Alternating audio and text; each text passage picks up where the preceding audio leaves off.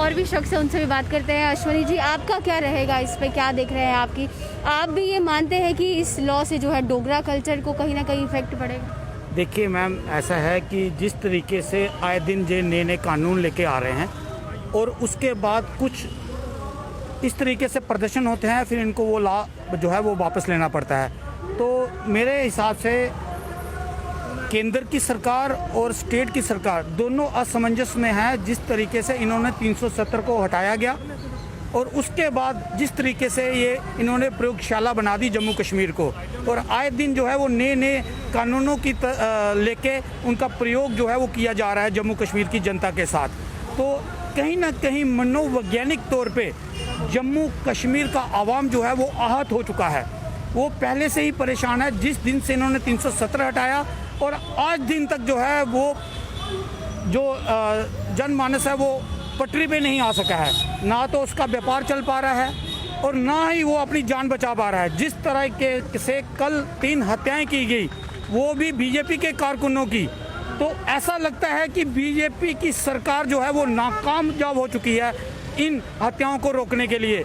जिस तरीके से 370 हटाने से पहले भारतीय जनता पार्टी की केंद्र सरकार ने संसद के अंदर ये कहा था कि 370 हटा दिया जाए तो आतंकवाद जो है वो पूरी तरीके से खत्म हो जाएगा।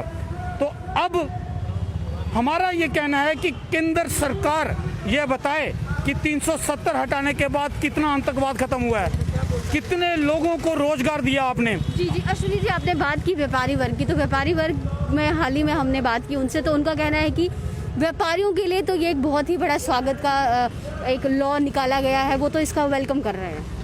मैम, कैसे वेलकम कर रहे हैं? इंडस्ट्री को पहले से ही ये रियायत हासिल थी। वो यहाँ पे अपना यूनिट लगाते हैं, यहाँ से सब्सिडी खाते हैं और उसके बाद वो यूनिट बंद करके 10 साल के बाद निकल जाते हैं। आज व्यापारी जो है वो, अगर आप दुकानदार किसी की वजह, जम्मू का व्यापारी जो छोटा व्यापारी है, आप छोटे व्यापार की बात नहीं कर रहे हैं, आप कर रहे हैं इंडस्ट्री लगेगी। इंडस्ट्री तो HMT यहाँ थी, कश्मीर के अंदर HMT थी। उसके बाद जम्मू में चनाब मिल है, टेक्सटाइल्स मिल है, सबसे बड़ी, मेरे ख्याल से एशिया की सबसे बड़ी मिल जो है वो आज हमारे कठुआ में टेक्सटाइल्स मिल है, वो तो ऑलरेडी चल रही हैं। तो आखिर जो नुकसान होने वाला है वो व्यापार का। जिस तरीके से इन्होंने रिलीजियस टूरिज्म जो है, जम्मू का जो मेन रीढ़ की हड्डी है वो रिलीजियस टूरिज्म है, जो माता वैष्णो देवी की यात्रा करने के लिए आते हैं। इन्होंने क्या किया है कि उस यात्रा को रोककर उस पर अंकुश लगा के 7000 की यात्रा जो है वो ही अलो की है।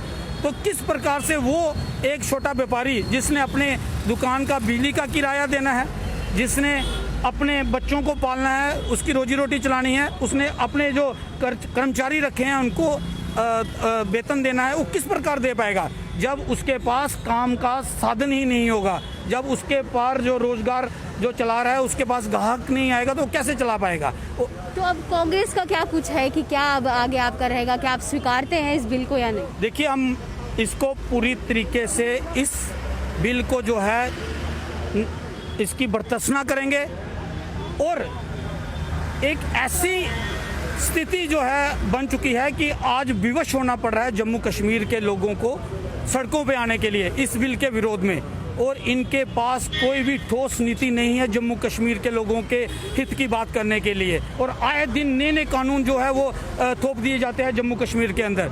ऐसे कानूनों की हम पूरी बर्तस्ना करते हैं और आज के दिन ये प्रण करते हैं कि अगर ऐसा ही चलता रहा तो कांग्रेस जो है वो आपको सड़कों पे दिखेगी। लोगों के हित की बात के लिए कांग्रेस हर तरीके का प्रदर्शन करने को तैयार है। जी। तो आपने सुना कि किस तरीके से सरकार पर साफ तौर पर